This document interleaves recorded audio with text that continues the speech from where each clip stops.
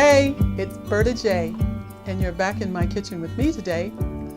This is going to be the last in this series for Christmas cookies. And today we're going to put together some peanut butter cookies. Old-fashioned peanut butter cookies. Very simple. The first thing you're going to do is you're going to need your food processor with the S blade.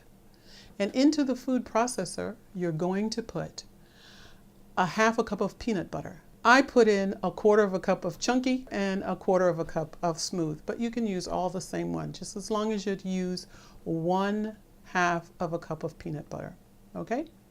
And the next thing you're going to put in is 1/3 cup of applesauce, unsweetened applesauce, of course. You're going to put in 2/3 cup of dry sweetener. I used 1/3 cup of brown sugar and 1/3 cup of evaporated cane juice. All of that's going into here now.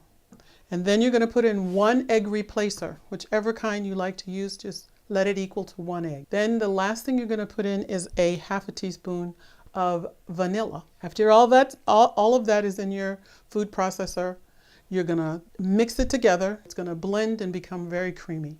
And you're going to do it for a minute or so. You can look at it and see whether or not everything is mixed. Before you finish, you're going to find that some of your dry sweetener is going to get splattered on your bowl, so you're going to go in and scrape it down. So scrape down your bowl at least once, and then you're all finished with that. Set that aside. You can take that off and set it aside. In another separate bowl, you're going to put your dry ingredients, which is 1 1/4 cup of whole wheat pastry flour. Now I use 2 different kinds of flours. You can do the same. I use 3/4 cup of whole wheat pastry flour and then 1/2 cup of spelt flour. White spelt is very light. The next thing I used was 3/4 of a teaspoon of baking soda and 1/2 teaspoon of baking powder.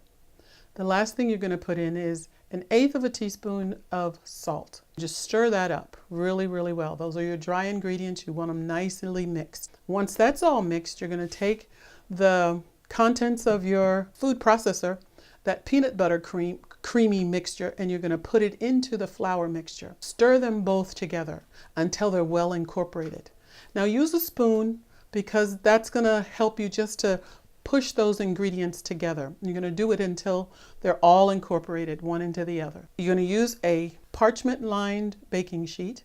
You're going to make 1-inch balls of the mixture. And the way I did it to make a nice ball is I put a little bit of the extra flour into my hand. It's going to be kind of tacky, the mixture is, the cookie batter is. And you put it in your hand and you just roll it.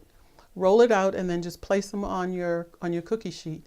Now the thing I want you to remember is that this has a leavening in it, quite a bit, and so the cookies are going to spread.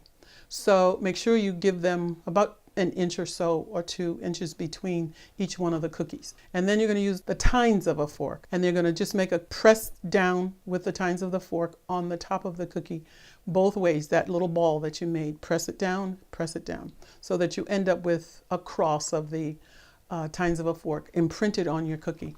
And then you're going to stick it into a 375 degree oven, preheated, and you're going to let them cook for about 5 minutes. No, you're going to let them cook for 10 minutes. And then when they come out, let them cool a little bit, and they'll be ready for you to enjoy. And they'll look like... Now that you're finished with your peanut butter cookies, which are delicious, by the way, I'll show you the platter and what your plate would look like with all of your cookies together. This is what you would have. These over here are my brownies that I made in another video. We'll post it down below so you can get it. But you have a nice little sweet tray, all of vegan things that you can eat. These are your peanut butter cookies, the same as those. These are the ones I made first, and they're the chickpea chocolate chip cookies, very delicious too.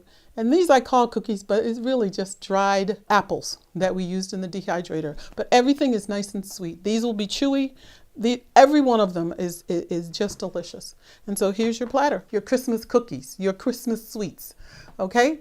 So let me know if you try any of these, and if you like them, please let me know. Leave a comment below. Don't forget to subscribe, and please don't forget to leave me some comments about what you've done and how you like it. It's a pretty simple recipe, this last one, and I hope you enjoy the cookies, all of them, and also that you would have a very, very Merry Christmas and a very good Happy New Year. okay? We'll see you back after the new year. All right? So bye for now. Happy cooking.